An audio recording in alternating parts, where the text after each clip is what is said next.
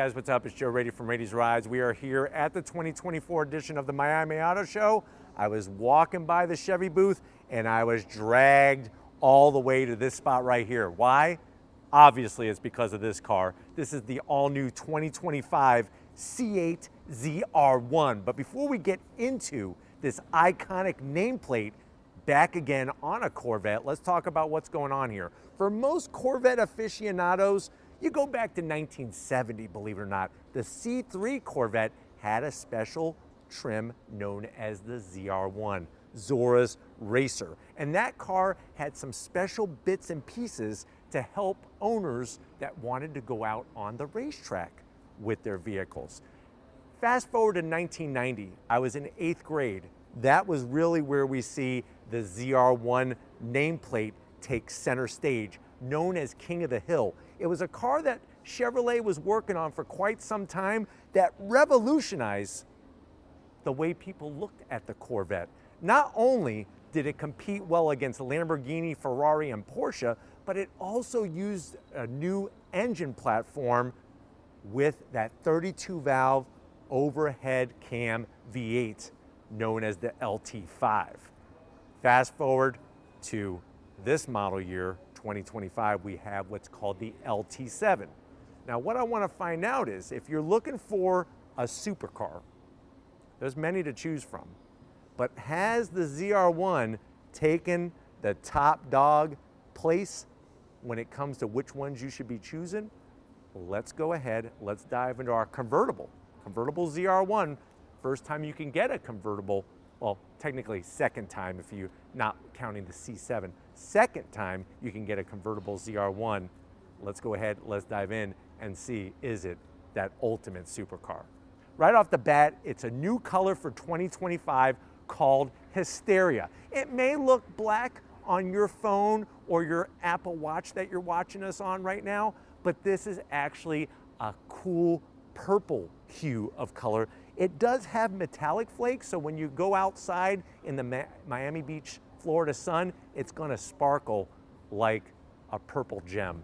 Now up front, you're gonna, of course, get the same headlight design that we've seen on the C8, looking spectacular, but you're also gonna get extra width. Just like the Z06, you're gonna get over 3 inches of width up front.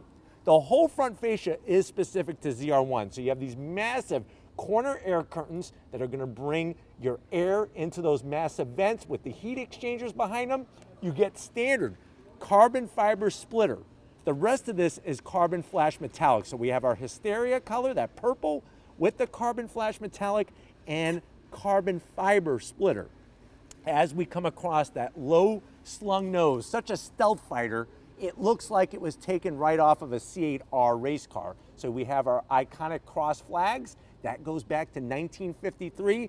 Down below, it's nothing but functionality. Center, look at this. You could put a freaking Florida grapefruit in there and fire it out at a McLaren like a missile. That splitter extends out very aggressively, and that's gonna stop air from going underneath the ZR1 because guess what? This car has a top speed of over 215 miles an hour, and we don't wanna create lift with that. Now, as we rise up, the front hood area, unique to this vehicle. You can see the wire mesh because we have a large single radiator, and the way that they work the aero, this nose is the same as what you would find on a C8R race car. And that's been one of the things about the ZR1 is that some of the years it's looked a lot like a regular Corvette to the untrained eye. Definitely C3, you couldn't tell a ZR1 physically from any other C3. And on the C4 generation, which went from 1990 to 1995, there's only specific spaces and places on the vehicle where it really shows ZR1, the extra wide rear end, the different side skirts, the third mounted brake light was mounted up top. Things like that let you know it was a ZR1. And a lot of people didn't like the way it looked a lot like a regular Corvette. Even when we look at the C6 ZR1, besides some of the touches like the see-through plexiglass window that showed you the Blue Devil engine, that supercharged V8 underneath the hood, to the untrained eye, it looked like a ZR1. With this vehicle, nobody is gonna confuse this front end for a regular Stingray, and that's a very good thing. Now, as we come around the bend, what are we working with? Wheel and tire setup. So what you're gonna find, not only for 2025 do we have all new wheel design, but you're gonna get these wheels, if you want, that are a choice when it comes to ZR1. So you're gonna notice the machined aluminum and then this gunmetal metallic gray finish. We have our 6-piston Brembo carbon ceramic brake rotors and calipers. So we have 6-piston calipers with those over 16-inch in diameter rotors. And of course, carbon ceramic rotors come standard on the ZR1. They do not come standard on a Z06. That's one of the big differences. You can get optional axle lift, and ZR1 comes standard with MagnaRide, and the MagnaRide has been specifically tuned for this particular performance car, this supercar. But let me know what you think about the wheels with the Hysteria color. Very, very unique. It's got the forged script that's lasered edged into the edge here to really give you the knowledge that this wheel is nothing but the performance side of the business. And if you're wondering, well, Joe, what's the size of these tires? Up front, 275 on the width and a 30 series sidewall. Now coming down the side of the vehicle, you are gonna have your carbon flash metallic on the mirror caps. This convertible has carbon flash metallic around the window frame. And if I was able to put up the hardtop, because remember, the C8 Corvette, first Corvette to ever have a folding hardtop, that's also painted carbon flash metallic. On the ZR1, you're going to get carbon fiber side sill extension. So this is standard on ZR1. Same story with the carbon fiber throughout on our air intake. Plus, you'll notice the addition of the extra air intake on the side. You can't miss the ZR1 badge, even if you were blind. But really, this portion here just screams that extra aggressive what's needed for all the cooling, because don't forget, you open up the rear tonneau cover, all 2024 and 2025 Corvette convertibles, you can now see the engine. So if we were able to open this up, you would see the new LT7. That's what they're calling the name, the heart of the ZR1. It's a twin turbocharged 5.5 liter flat plane crankshaft V8. So it's the engine right out of the Z06, but with two big Borg-Warner turbos pumping out 1,064 horsepower and over 800 pound-feet of torque. How did they get to that? You're looking at, obviously, the large intercoolers, the large turbos. They actually did different pistons and rods on this engine. You have a second set of fuel injectors because you're going to need more fuel for more of the bang from the spark. And on top of that, they even did CNC porting and polishing of the specific special heads on this LT7. So they really went through to produce that 1,064 horsepower. Now, one of the reasons why they decided to go with 1,064 is originally it was going to be around 850, but when they heard that Ford was coming out with the Mustang GTD, and that was supposed to have more than 800 horsepower, they decided, you know what? Enough's enough. We're going 1,064 horsepower. Now, as we come towards the rear, when we look at the rear tires, the wheels and the tires are going to be a little wider. You could see the carbon ceramic rotors. And remember, just like before, you could choose a plethora of different colors for your calipers. And if you're trying to figure out, Joe, what is the size of this rear tire, you're now looking at, believe it or not, 345 on the width. That's a steamroller. It's a steamroller. With the electronic limited slip diff, remember, this is all-wheel drive. The only Corvette that's all-wheel drive, is rear-wheel drive. The only Corvette that's all-wheel drive is the E-Ray. So something to think about. And this is technically the first production Corvette to ever feature twin turbos right from the factory. Now, if you know your Corvette history, you would know back in the 1980s, you could option off a box called the B2K option, which your Corvette would go from Bowling Green, Kentucky to Connecticut, and Reeves Callaway over at Callaway Motorsports would add twin turbos to that L98 V8. But that was back in the late 80s and early 90s. This vehicle has the turbochargers straight from Bowling Green, Kentucky. Now, as we come around the back, just like we have a specific splitter up front, you have a specific rear wing area. And obviously this is what you're gonna get on your standard ZR1. It's carbon flash metallic. When we were in Detroit, we showed you that bright yellow competition yellow color. ZR1, that had the ZT7, ZTK7 option, which gave you that big, huge wing. The ZTK option gave you the big, huge carbon fiber wing.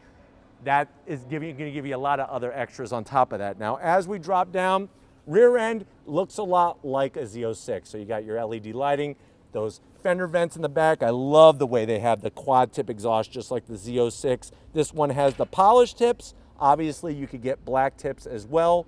But when we talk about performance, we're looking at around 0 to 60 in 2 seconds, quarter mile in less than 10 seconds. And if you've been paying attention, top speed over 215 miles an hour. If you do the math, at 200 miles an hour, you're traveling the length of a football field every second. That's 100 yards every second.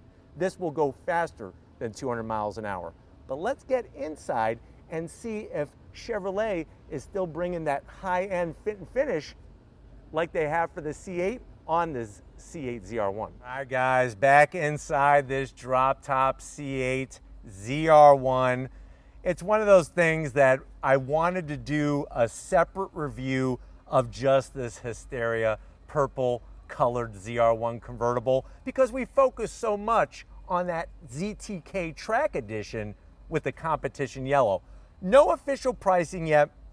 Production will start at the beginning, Q1 of 2025, but expect it to be, my guesstimation is that starting price will be around $170,000.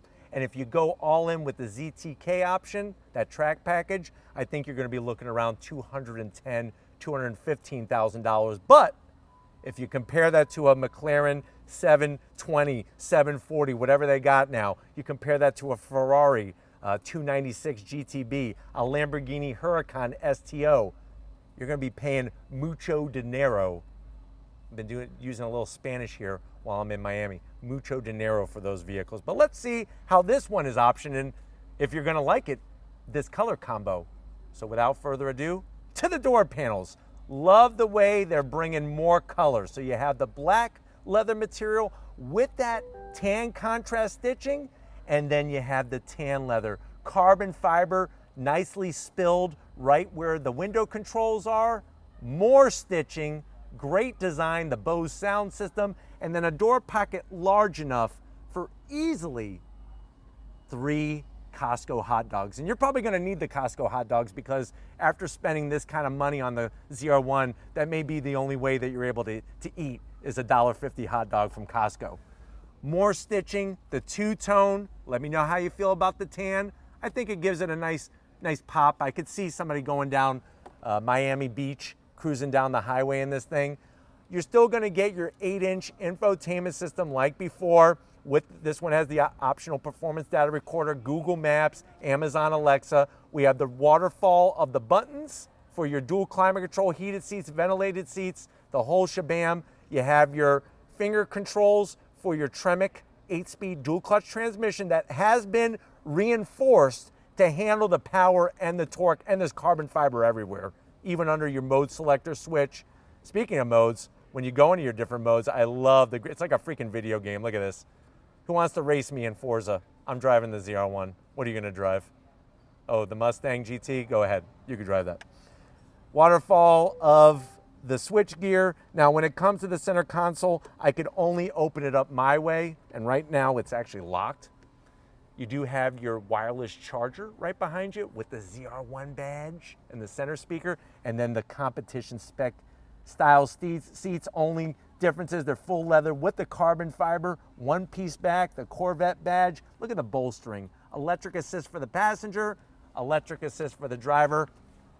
Do I look good in this car? I think I do.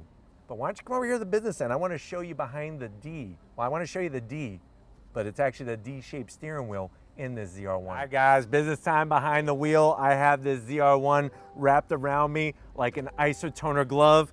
Down below, you got the ZR1 badge to greet you, to let you know that you did it right if you're able to track one of these down. Speaking of track, that's a race box, pedal box right out of the race car. nice aluminum dead pedal, brake pedal, and throttle. Of course, you got all the adjustments you can make to really create the perfect driving experience. And that's one thing I always have to give Chevrolet props for, is that even when you're as tall as the Jolly Green Giant, you're able to still fit into a Corvette. How they did it is some type of voodoo magic. But the seats, nice lateral support, they're comfy. Look at the steering wheel, D-shaped. Love the flat bottom up top.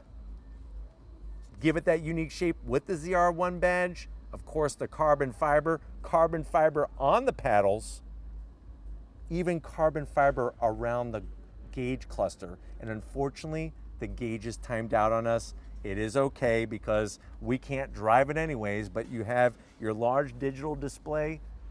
Hit the Z button, the Zora mode, and remember, Zora Arcus Duntov, he's the true father of the Corvette, and that's what the Z means in ZR1. It's Zora's racer. I tell you, there's so much history behind the Corvette badge and the ZR1 badge. I could sit here for days and talk about it. But you know what I want. I want to go on throttle for the first drive in this thing.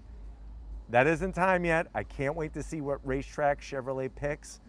I'm hoping that it's Road America, because 1,064 horsepower, that main straightaway going uphill at Road America, going into turn one is going to be wild if that's where they have the media day, I hope. Fingers crossed.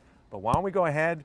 People are looking at me. They want me to get out of this because they want to get in the ZR1. So let's wrap it up for Miami. All right, guys, another great day in so many ways here at the Miami Auto Show. Definitely got to thank the whole Chevrolet team getting us access, a second crack to the ZR1. Of course, we got to thank Trevor and the rest of the Corvette product team. I mean, without having the great people to get us into the cars like Trevor at Chevrolet, none of this would be possible. So definitely want to thank him and the rest of the team. But let me know what you think. Is ZR1 your supercar of choice? Even with the price tag potentially going to be the most, well, let's cut to the chase. It's going to be the most expensive Corvette ever sold by Chevrolet, but it's also the most powerful one. Go figure. Let me know what you think in that comment section. But if you're new to the channel, you're on your way out, hit that subscribe button. I promise you it's worthwhile. Come back for more. If you are a subscriber, thank you for being part of the Raised Rides family. You need to give it up to Lori Raiti. You know what? She does it all.